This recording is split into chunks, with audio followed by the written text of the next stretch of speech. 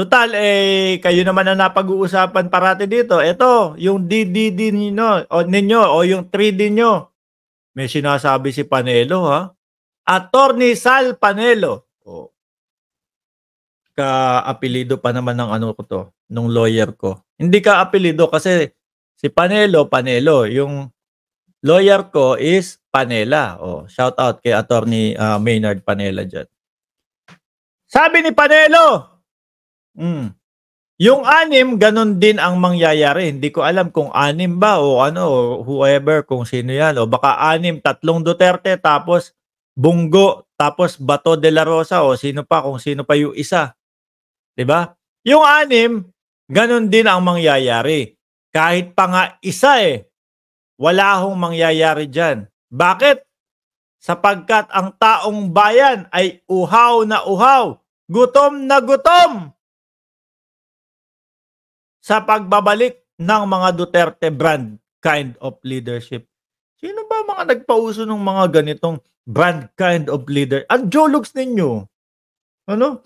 Duterte brand kind of leadership. May ganun pa. Ano yan?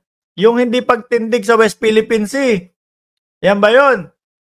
Yung sandamakmak na EJK. Yan ba yun? Oh. Di ka sure dyan, mga kababayan. Di siya sure dyan. No? Hindi siya sure na gutom ang taong bayan sa pagbabalik daw po ng mga Duterte. Nako. Gutom na gutom o baka patay gutom.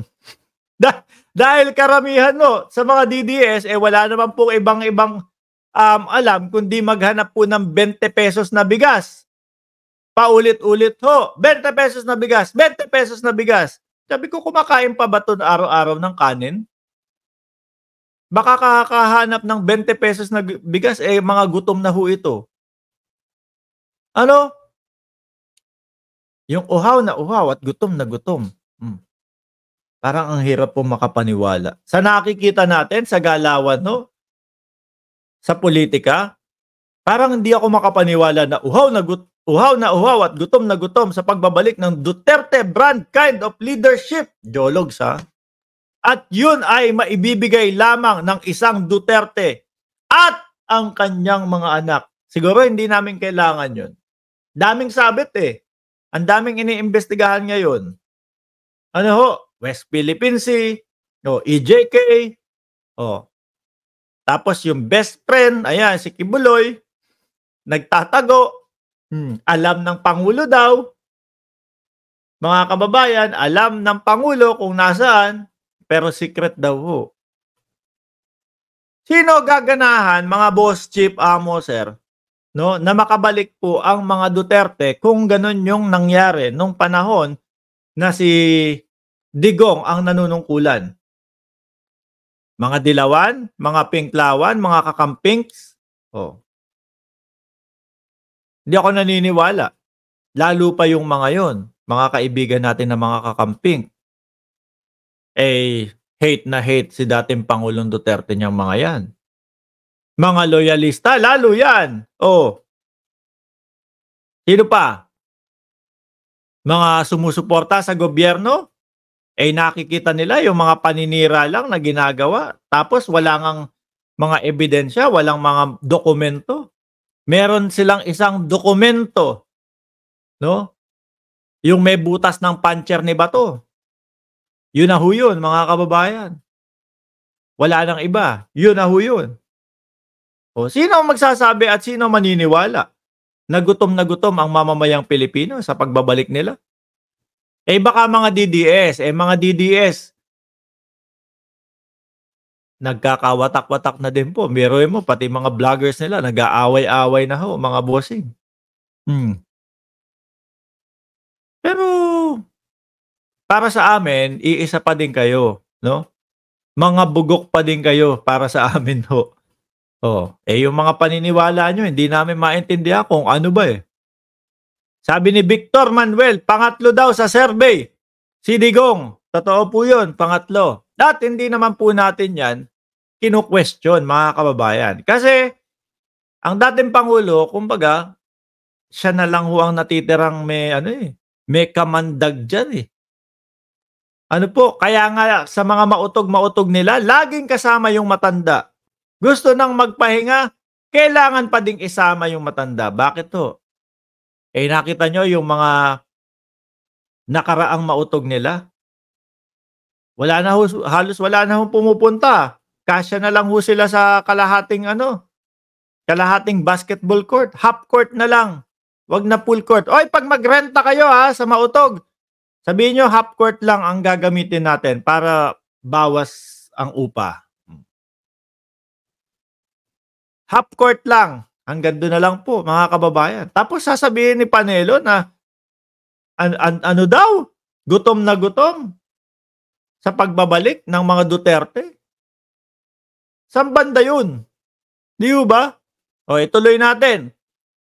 Gutom na gutom sa pagbabalik ng mga Duterte brand kind of leadership. At yun ay may bibigay lamang ng isang Duterte at ang kanyang mga anak na kahalintulad ng kanyang mga paninindigan, katapatan at pagsisilbi sa taong bayan. Eh bakit nung nakita nyo siguro yung survey, nakita nyo siguro yung reaksyon ng taong bayan?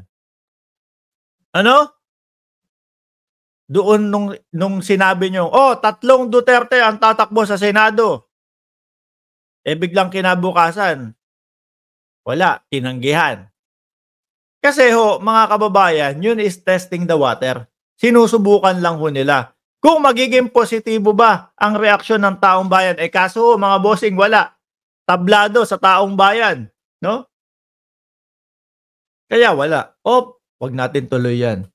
Pero kung nakita ho natin mga bossing, lumabas ang tatlong Duterte sa survey, tingin nyo po itutuloy? For sure, itutuloy nila yan. Kaso wala Bokya po. Zero. Nada. Sa taong bayan.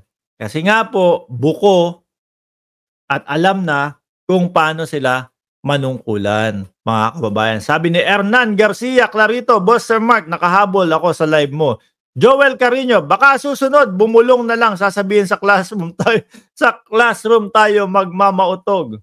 Ganyan na nga ho. Yung una, nakakapag pa sila, liwasang Bonifacio pa. Kaso hindi yata nila lilinis yun. Sabi nung isang vlogger, ang panghe nung pinuntahan namin pagkatapos nilang mag 7 days rally doon. Sabi ni Mang Juan TV, Boss Mark, anong nangyari ni Diggs? Bakit parang hirap nang maglakad? Patanda na din ho ng patanda. Tsaka ho, mga kababayan, hindi po natin pwedeng kalimutan na stress din ho yan, mga bossing. Ang dami pong kakaharapin Kaya nga po lagi nang galit Sabi ni Jong Felix Aliling, si Panelo kilalang kilala na tagapagtanggol ng kriminal. Mga pinag-atornihan niya. Yan, si Mayor Sanchez ng Laguna, yung Tumegi na Magnobia, di ba? Mga kilalang kriminal. Doon at naglilingkod doon si Panelo. Kaya mahirap po maging lawyer, mga kababayan. Ano? Mahirap maging lawyer kasi lalo na pagka natapatan ka ng malaking pera, kahit yung mga kriminal na kukuha ng serbisyo mo, ayaw mo mang ipagtanggol kasi ramdam mo na at halata mo na sila yung may kasalanan. Pag natapatan ka ng pera, naku, pipilitin mong yun, ipagtanggol ho yun, mga bossing.